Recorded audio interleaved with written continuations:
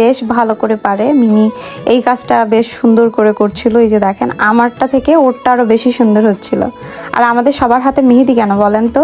এর আগে কিছুদিন আগে আমরা একটা বিয়ে খেয়ে এসেছি, এই কারণে সবার হাতেই মেহেদি। আমার মা এই যে এই পাশটাতে বসে বসে বানাচ্ছিল, পরে আমি ছেড়ে দিয়েছি, বললাম তুমি বানাও আর আমি এইদিকে পিঠাগুলো ভাজি।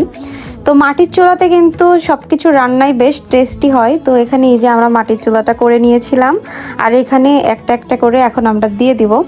একদম বেসিক জিনিসপত্র দিয়েই পিঠাটা বানিয়েছি, আর তেমন একটা প্রিপারেশন ছিল না ভিডিও করার। তারপরেও ভাবলাম যে এই ভিডিওটাই হয়তো আমার কাছে একটা টাইমে স্মৃতি হয়ে থাকবে, কারণ ফিনল্যান্ডে যাওয়ার পর তার মায়ের হাতে পিঠা খাওয়া হবে না খুব একটা।